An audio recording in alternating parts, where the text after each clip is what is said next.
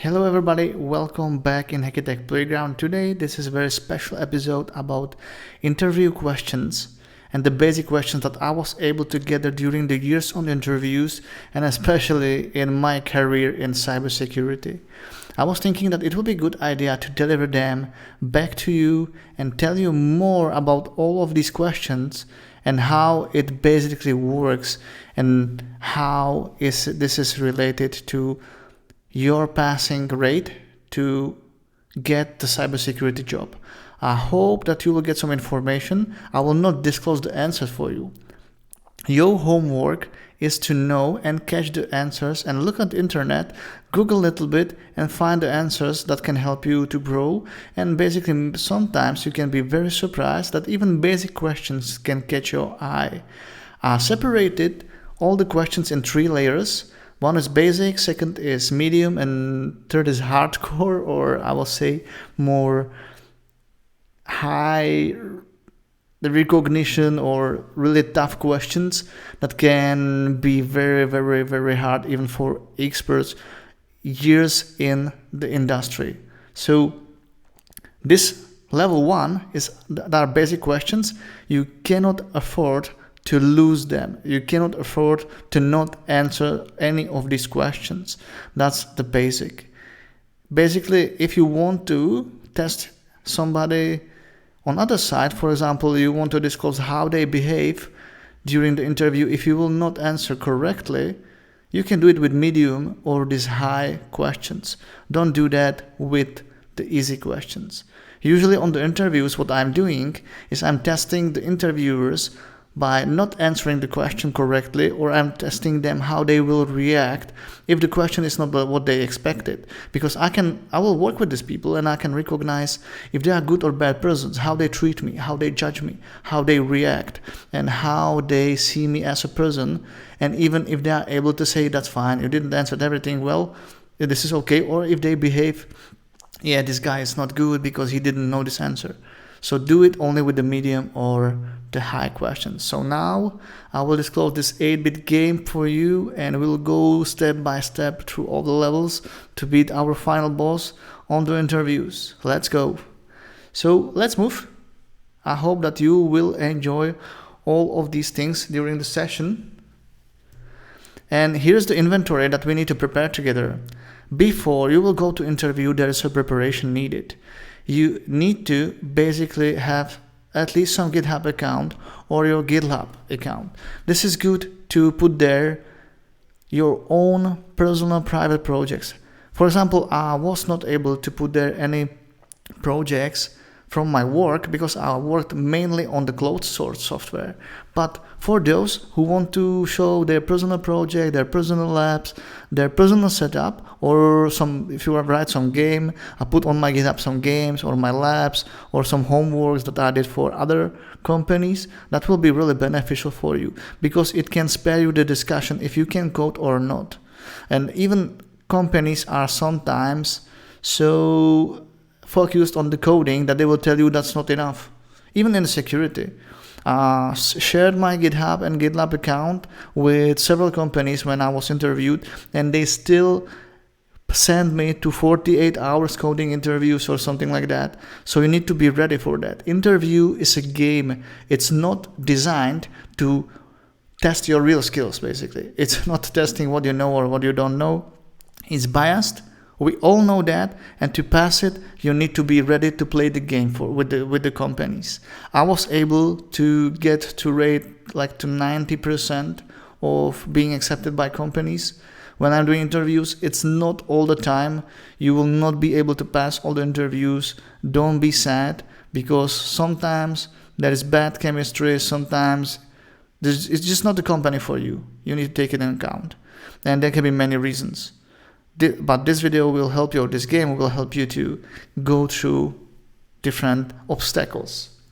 Next thing, you need to energetically prepare. For example, when I was doing the 48 hours interview, I really need to be ready for having 48 hours hands-on with the coding and preparation of the tasks for the company which sends me the 10 different tasks. This is a really hardcore example. You can have this kind of interviews in the best Fortune 500 companies in Silicon Valley, and you need to be really ready for it. And so basically a cup of coffee can make you better. Even if you go physically, I know that in this age of COVID it's really hard, but if you go physically to interview, it is good that you will ask for the cup of coffee to make yourself a little bit comfortable, or water or tea, whenever you like. In preparations, it's important to have really well-written CV, or you can have, in the modern way, you can have also your personal web page, which will present your successes, your projects. So for me, I don't think so that today is not necessary to have written CV in the doc or PDF. You should have at least some kind of presentation which will be original and unique to you. For example, sometimes I'm preparing the videos for the companies to tell them why I want to work there, why I think that this company is on the place, or is the place that where I want to be. Where is this company and why I am really happy to be there, why I really want to achieve it. And then I send a private link to the YouTube, and they will watch it or not. It's up to them, but that can distinguish you.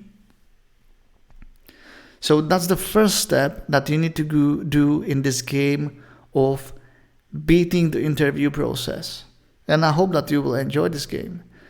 This is our first enemy. The preparation is the key. And I will tell you more about the things like OWASP, which are the basic questions. But before we will jump to OWASP, I will share with you on the browser my personal OWASP top 10. Oh, no, the OWASP top 10, my GitHub account. In my GitHub account, I have my fake lab for Terraform. I have there my file analyzer, which I did for Fortify when I was interviewed there.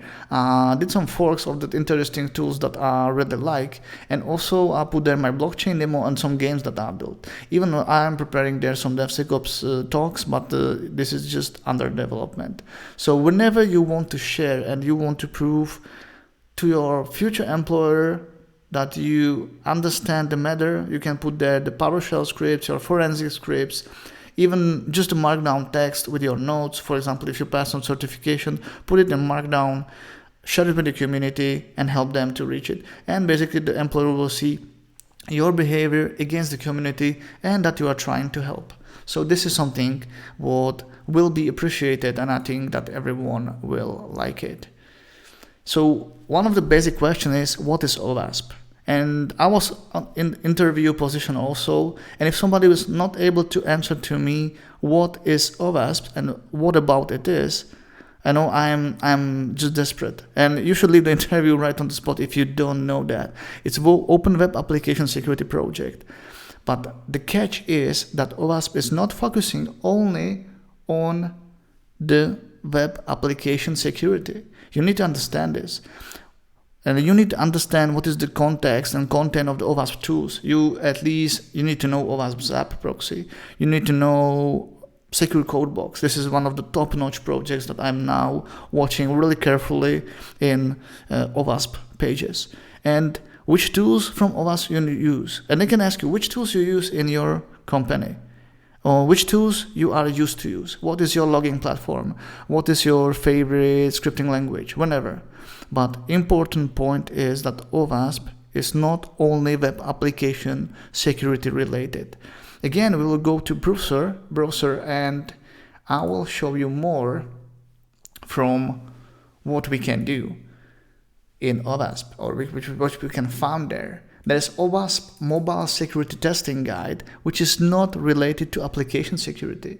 There is OWASP Mobile Security Testing Guide, Mobile Application Security Requirements and Verification Standard, which will help you to define the requirements, and it's not related to web application. And there are also another things like Internet of Things. Internet of Things is not web application. And there is lots of projects, OWASP IoT Top 10, not only OWASP Top 10. There is also OWASP Firmware Security Testing Methodology. I will click on it, and you have lots of interesting methodological stuff which is not related to application security. So do not answer to your employee that this is just an web application security project. There is also the code review project, which will help you to perform code review independently on the language, and it will provide you methodology how to go through the code, whenever code it is. If it is backend, front-end application, it will help you a lot with source code review. So keep this in mind, and let's move forward with the presentation, or more with our game. So I hope that now it's clear what is OWASP, how you should answer, how you should think about that when somebody is asking to. If you will say this is just a web application project, you are done. You are just done on the spot. So do not do this mistake, and don't repeat the mistakes of others. So move forward. We have nice troll bridge here, which we need to pass, and we need to be really careful how we will behave to not get eaten by these trolls. So difference between TCP and UDP. You need to know that TCP is connection-based protocol. UDP is connectionless, and it's not reliable. TCP is reliable and providing you checksum and assurance of delivery. If some packet is lost, TCP will help you.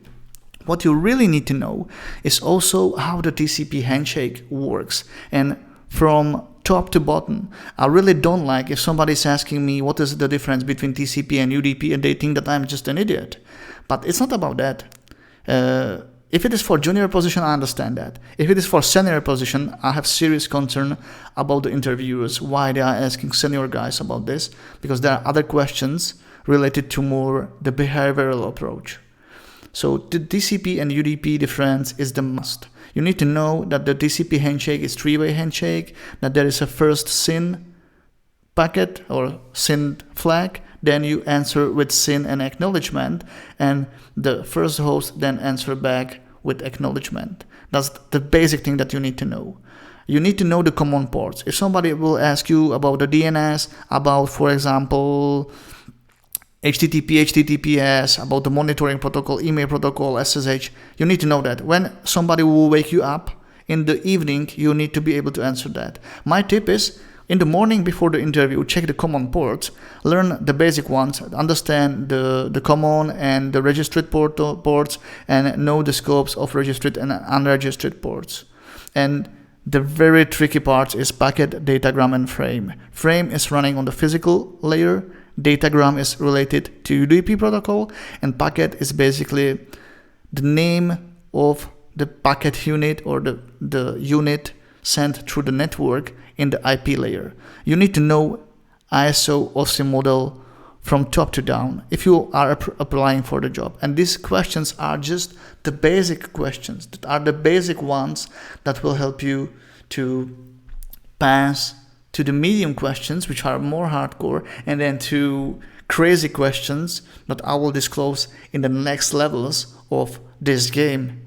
And most tricky thing is what happens when you type example.com in Google.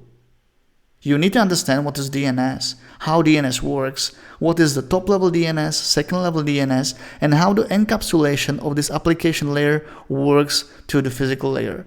They will ask you all that, and you need to understand the DNS traffic, how it works, how basically the internet translates the IP addresses to the human readable names. And there can be lots of other questions hidden, like encapsulation on socket layer, how it works on IP layer, what happens if you have ARP protocols. All of these things are like in the school, yeah, and I really don't like it also. And if we will go forward, I just put there some ports for you to remember. These ports you need to know. You know, even if you will be on Siberia, there will be snow against you, you really need to be able to answer that. But what I don't like is to create an interview in the exam-like context. This is not the exam that you didn't have option to prepare for. That's what I don't like on today's interview, because sometimes it sounds for me, do you know Bell, Lapadula, and similar modules? It's like certification. I feel like somebody is trying to test me from the certification exam, and nobody gives me the notes to prepare for it. Nobody really gives me the opportunity to study the materials for the interview. That's what I don't like, and I know the frustration. I know that you are there somewhere and you are in the similar situation. But with the sample preparation, you are able to at least be a little bit ready. And you need to be prepared for everything. They can ask you about Pokemons whenever to test different behaviors. They can put you on the stress factor. But I will tell you about that in this video. So if we will move forward a little bit through the bridge and to the next part of our level, we have a nasty golem here, and to basically move forward, we need to know next questions. What is penetration test? What is vulnerability scan? And difference between authentication, authorization, and accounting. Penetration test is a focused security audit or testing with a specific scenario description.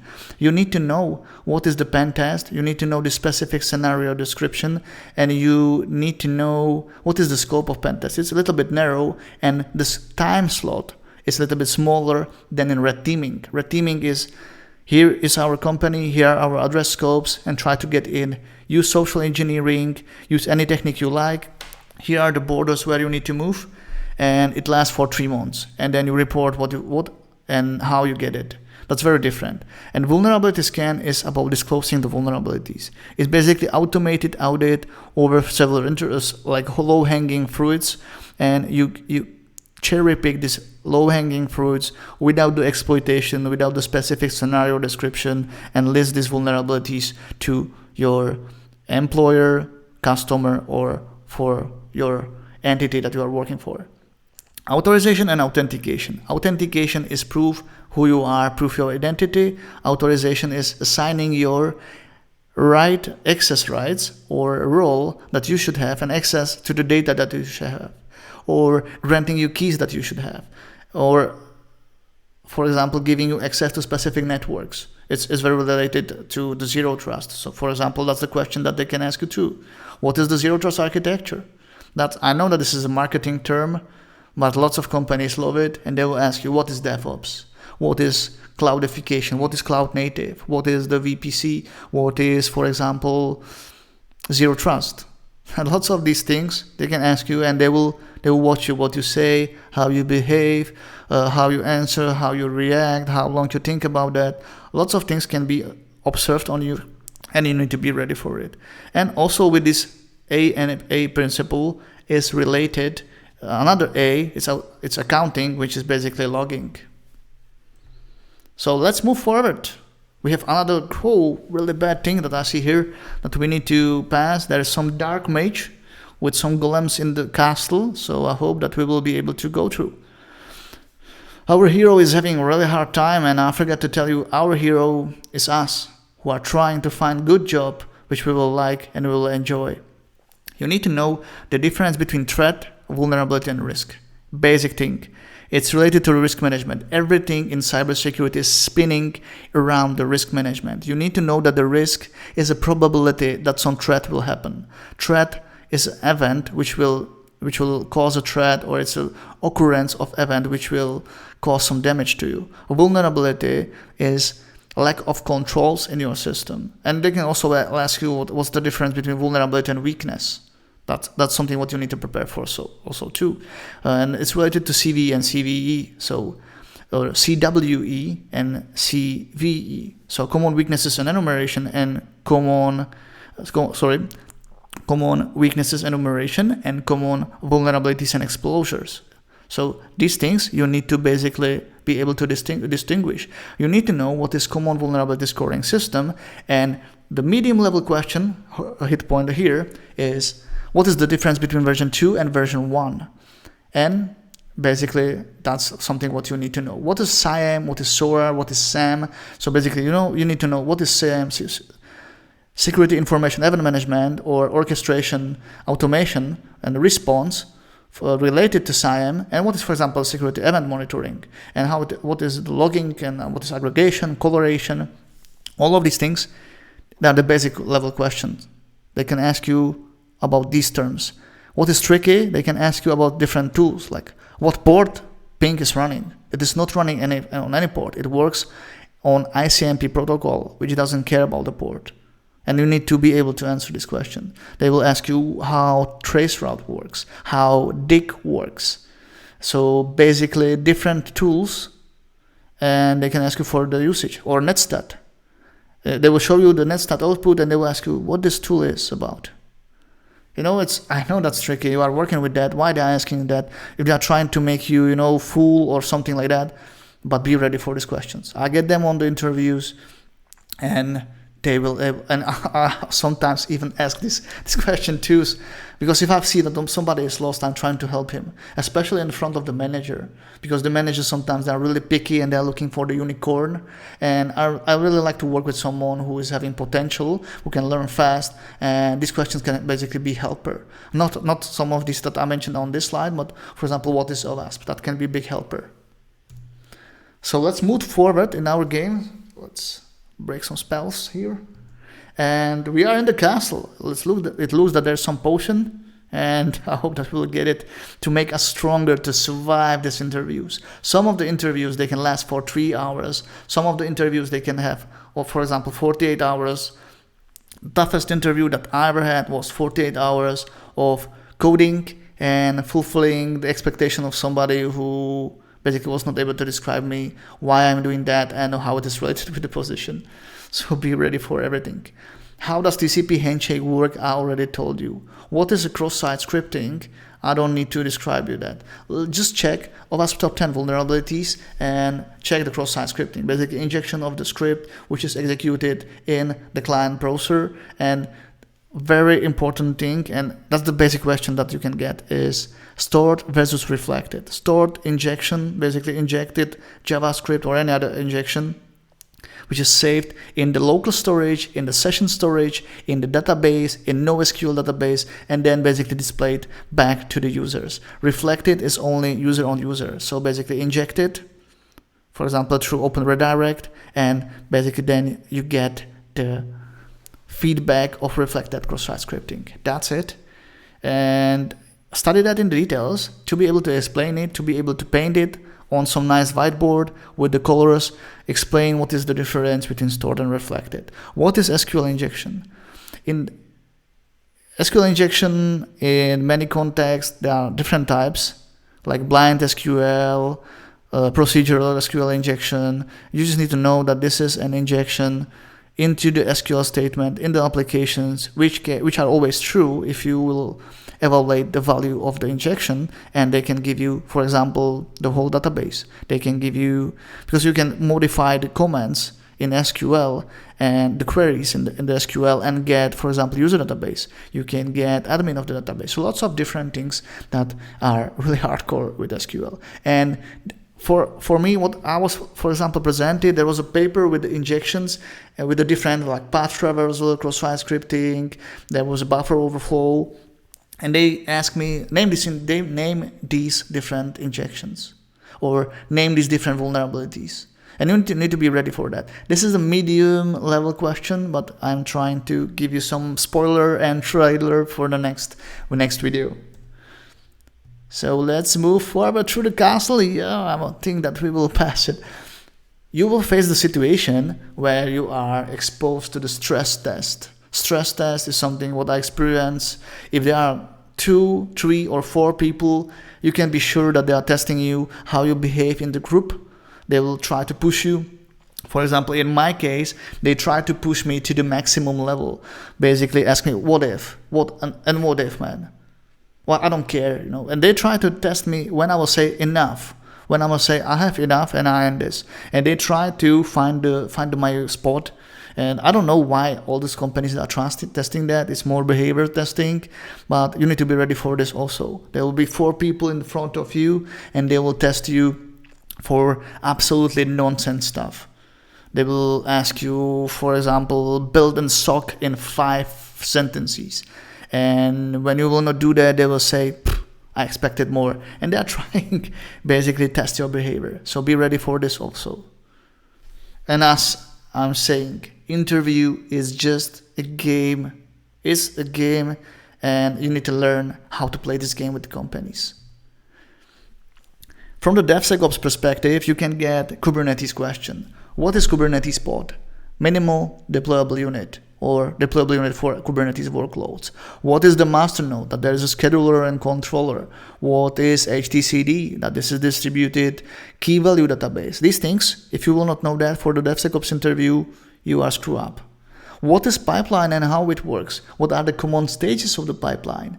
What are the security stages of the pipeline? That's the thing that you should study before you go to any DevSecOps interview, and even nowadays the top-notch jobs.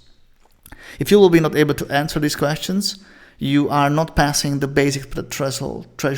You are not able to go through the basic questions. And then there is a SaaS, PaaS, and IaaS. Software as a service, you control just the software. Everything else is like a shadow for you and you don't have any control over that. Platform as a service is basically serverless. You put your code in cloud, and these questions are all related to cloud. You put your code in cloud, for example, your Docker container with your application, or your just Python script and Lambda, and everything else is cared for you. You don't need to care how it is done, about the operating system. You don't manage operating system, it's managed for you. And infrastructure as a service, that's something basically that you manage whole infrastructure. You manage what is in the infrastructure, you manage the load balancers, the firewall rules, the security groups. You just get a whole infrastructure, and it is also very often related to infrastructure as a code. Next question is related from SSDLC. What is the SAST? What is the DAST? And sometimes what is interactive application security testing? So be prepared for the question and description. What is the static application security testing and what is dynamic application security testing? And distinguish between two and be able to tell in which stage of the pipeline they are executed. Be ready to say what is Docker, what is Docker layer, and what is the Docker lifecycle, and how it works. And you can shrink it to what is microservice or what is the container. They can ask you this abstract way, and then you need to be able to ready to answer to what is Docker and how you describe it. You work with that every day. You deploy the Docker, you run the Docker container, you build the images, but what it actually is and how it works. There are little tricky questions, and they have the book in front of them, and they are looking for you to get the answer. That's crazy. And sometimes, say, why are you asking me that if I can Google that? It's because it's a game. Simple stuff. It's because this is a game. So what is VPC and how it works? They can ask you, what is virtual private cloud in any cloud environment? And what cloud you know? If you work with GCP, do you work with Azure? Do you work with AWS? Do you know what is S3 bucket and how you will secure it? So for example, simple question. We are going to cloud. Our company is going to cloud. How you will approach the securing of such an environment? Think twice. Yes, that's something that you can be asked in the basic questions, because they will not ask you about any technical details. They will just ask you about your approach. That's something that they want to know. So then you need to eliminate this step by step in the preparation for the interviews. Again, it's not the certification that you didn't get the material for, but some basic preps always help. I underestimated some of the preparations and basically didn't end it well. So then move. It looks that there is some nasty boss. Yes, that's the thing that I wanted to talk about today. It's a Pinnochio effect. Pinnochio effect is something that I am not really happy about, is that companies are lying to you in the job descriptions. That's for sure. Because often they do not understand the requirement itself. They do not understand what happens in the company and why they need it. And there is something called Pinnochio effect that can help you in the negotiation with your employer or future employer to recognize if there is a problem or not. If they are lying or not. Because more they talk and more they are trying to advocate their own ideas. They are trying to advocate what they are saying. The longer they talk about the job and, for example, telling you that they have Kubernetes environment or something like that, you see that they maybe do not understand that, or maybe they wish to have somebody and you will be the first one who will help them or something like that. But more they talk, more they advocate their own situation. They do not advocate it for you. They advocate it for themselves. So their nose is longer as more they lie. And that's something that you can recognize as a lie recognition pattern. So I hope that this will help you to understand what is Pinnochio effect. And it's actually a terminus technicus that really exists. It's a Pinnochio effect. That people are trying to advocate something in front of themselves, not in front of you. And watch these people, observe it, and find the liars. Because then you can end in the job that you will not like because somebody promised you something which is absolutely out of the scope. For example, I work for the company which outsources almost 100% of their IT, and I see that there is no job for me. So why you are hiring me? And they think that I will do the vendor management, but I'm not the vendor manager. I'm a technician, I'm an engineer, I'm an architect. That's who I am, who I will be, and who I want to be. I want to create better world with technology. That's very simple. And I hope that you are the same. And maybe you want to make money, you want to pay your mortgage. But our job is a place where we spend 8 hours per day. And I really don't want to spend 8 hours per day in the place which doesn't matter with people who really don't like me or who lie to me.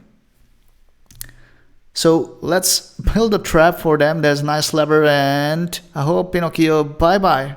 Now he is trapped, and I hope that our final boss is out. But the questions are still here. We need to understand what is the symmetric and asymmetric cryptography. You need to know in symmetric you have one key and there is a problem of exchanging this key, and you need to be able to describe this key. In asymmetric cryptography, you need to understand there is a private and public key, and the public key is used often for encryption and private key for decryption. So this key pair is used in this asymmetric cryptography. And also you can get the question about what is the Fihelman handshake. Very simple, but sometimes we forget about that. What is the PKI, public key infrastructure? What is the certificate authority and what is intermediate authority? And if you are in another closer to medium level of these questions, they can ask you how you will build multi-region certificate authority in cloud. That's the question that I get. How you will do that in AWS? Yes, it's hard because you need to, little bit investigate that. You need to check, do you need one certificate authority for multi-region or one certificate authority in every region? That's the question. Just do your homework and test if you really know all these questions. Then you can name some symmetric algorithms. They can ask you, okay, the symmetric algorithm, what is that? It's a triple dash, it's AS, or any other RC4 or asymmetric algorithms. RSA and elliptic curved base cryptography. Are you able to name at least a few of them? Or they can ask you, please can you name several hash functions? What is hash? That's the question that I really hate most. What is hash? We all know that this is one directional function. And then you say, yeah, I know as a SHA 256, MD5. And I was on the interview, there was a guy and he told me, and what, man? Do you know something else? Yeah, then because of that, I say, okay, I didn't have anything in my mind. Then I find Blake 3 as very interesting hash function, and I recommend to you to check it too. There's a new version from January of this year. And then after that, this guy, he asked me, what is salt versus pepper? And I say, okay, I know what is salt. It's a random number or random value assigned to hash to make it proof resistant against the rainbow tables. But then I forget what's pepper. I really didn't hear it for a long time, and I realized that that I was not able to properly describe it. So do your homework and check what's the difference between salt and pepper. I will not tell you that today, and I will let it on you to check it on the internet. Tool a little bit, do your own research, and please put in comments what is your answer for these questions and what is the most trickiest question for you. Don't be afraid.